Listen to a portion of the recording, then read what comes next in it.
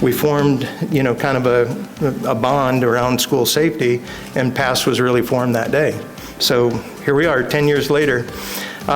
This is you in this room here. So the people in this room are industry associations, school association leaders. We've had agencies, architects, engineers. A whole bunch of people got together and started with the version 1 of the guidelines. Right now we're coming upon version 7, probably going to be released this summer? About this time next year. Next year? Okay. So revision 7 is in the works. So.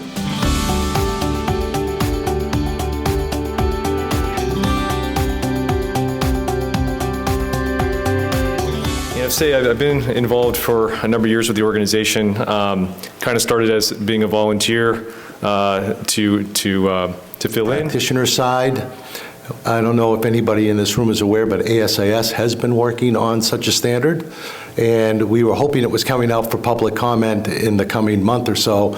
But the latest word I had was it would probably be more like September before we see that, right? This gentleman knows. And our goal is to bring in the key people from ASIS, use the organization of PASS and some other sort of key stakeholders in this industry, bring them all together to work on the comment section of that standard. And then once we can agree and get behind it, we want to support ASIS with everything SIA has to get the legislation done to drive that national school security standard. And that is a premier objective for us. I think it just adds on to the fantastic work that both ASIS and PASS is doing, and other organizations like Zero Now and schoolsafety.org and safeandsoundschools.org. There's so many people trying to make our schools safer. And what we really want to try to do is build one collaborative effort that we can all get behind so that Washington cannot ignore us and state legislators cannot ignore us. It amazes me to this day, and I say it whenever I get the microphone about this topic, is that you cannot build or operate a school without adhering to fire code and having fire systems in place, yet you can do that without having school security.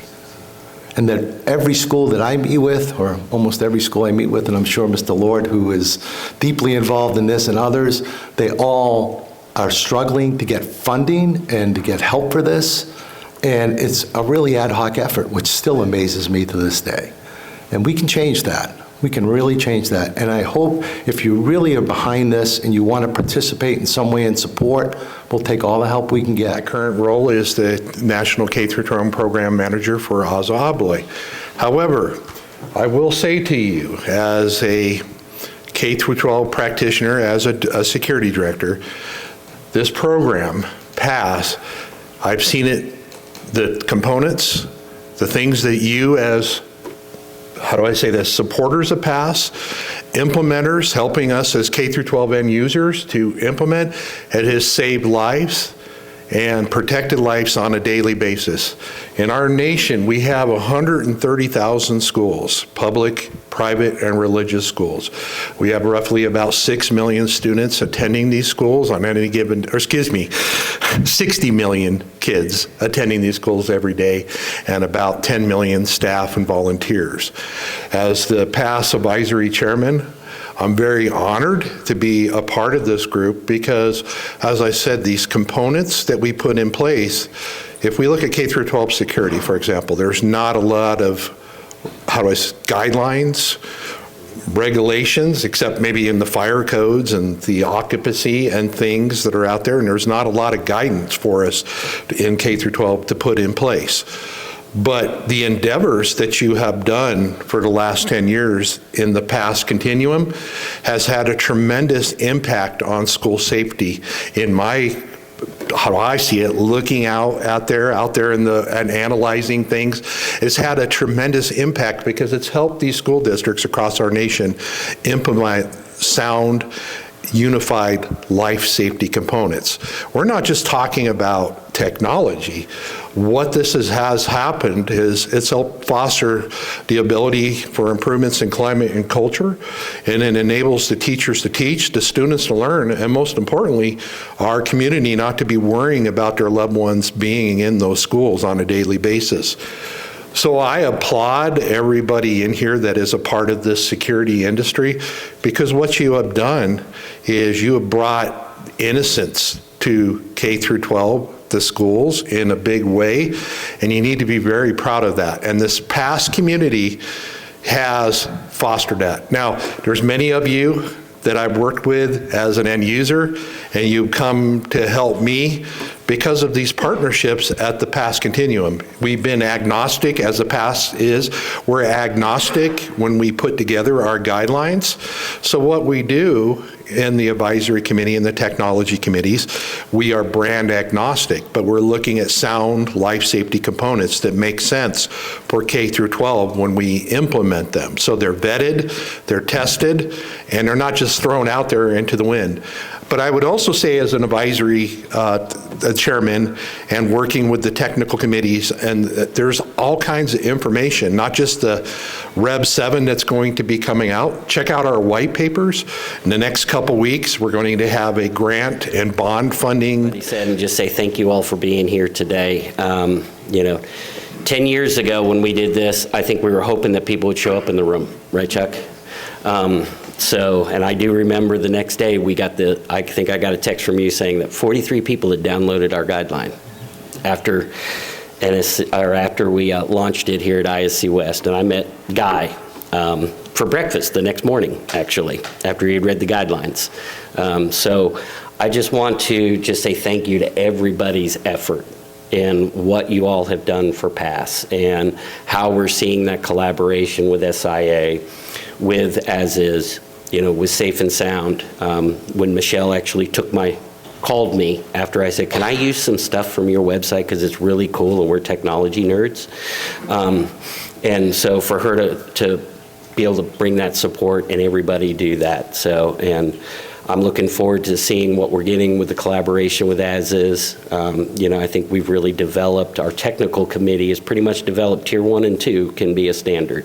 That's what I keep pushing NFPA. They keep telling me it doesn't fit in 731, but it will before I die. So to talk a little bit about our technical committee, it is just monumentally exploded since revision 4. I think, Jake, you had mentioned about revision 4, how we kind of changed the dynamic to it. And I can remember the late nights and the phone calls and the emails back and forth of, we got to hit the deadline, and trying to find people that would help give us that effort. Our partners were those people that were willing to give us their time and their expertise to make sure that we put something out there that was prudent to the schools. And I'm so appreciative of that, like Access and James Marcella and Jim Crumbly and HID and all the ones that helped us kind of put that together. Guy wrote policy and procedures after we argued till like 3 o'clock in the morning of, we're technology, we don't put policy and procedures in our guideline. But with that, I just want to say, right now we have about 35 people that meet every Thursday afternoon. And I just want to say, who here's on the technical committee? Raise your hand. So I just want to say thank you, guys.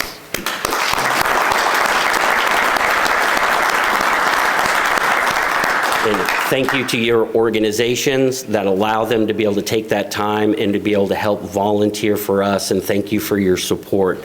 Because with that, we are truly changing the dynamic. As Chuck had mentioned, our technical committee kind of got headed with Ken when we did Rev 6, of really kind of bringing a collaborative effort together, and it has just grown and expanded since then, where now we actually have committees for each component, where we're bringing in those experts, both from the technology side, from the school side, from the public safety side, to make sure. Half $1 to spend it here because you got so much money you don't know what to do with it. I got involved with PASS back in 2014.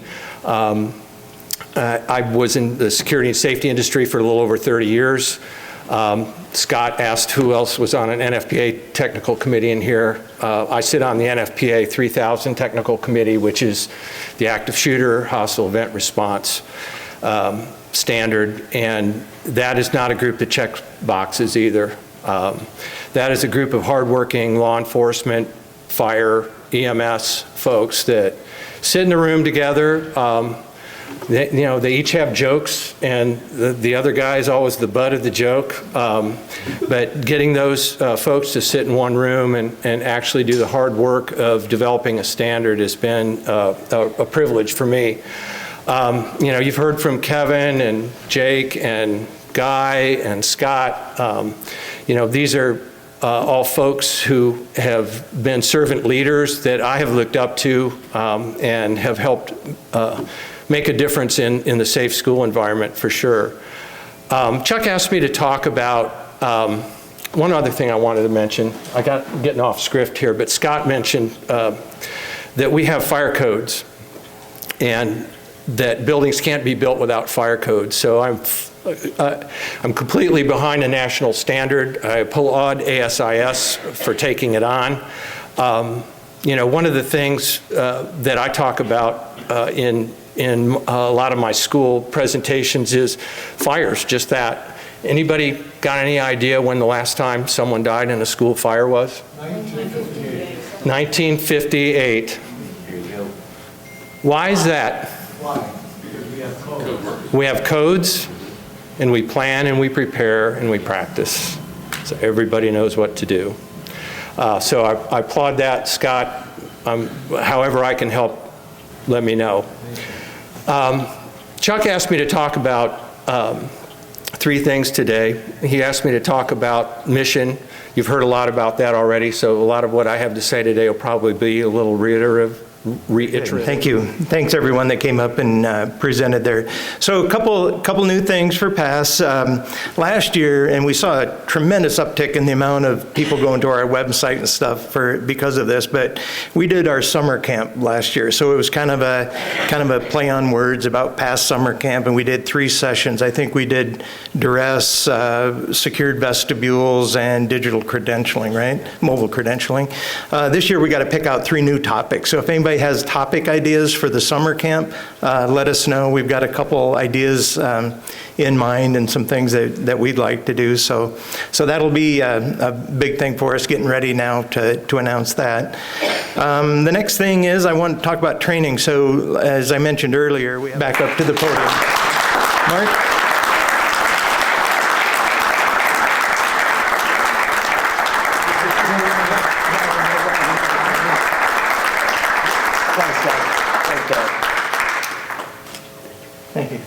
Thank you. Volunteer of the decade. That's right. We started the program too late is the problem. But I tell you what, and he's my mentor now in this PASS thing. So I took over from him as the chairman of the board. But I've never seen anybody so dedicated to giving back to their community, be it his church. We did this thing this summer where Mark and I donated a bunch of furniture to some people, some migrants from Malawi in Africa. And so to learn, I think servant style leadership is so needed in this particular work that we're doing. But I watched Mark deal with that when he was the chairman of the board, and I just tried to pick up the pieces from that. I took over as chairman. I had no idea how much work he put into PASS, and now I'm doing that, and I fully understand it. So it's amazing. So.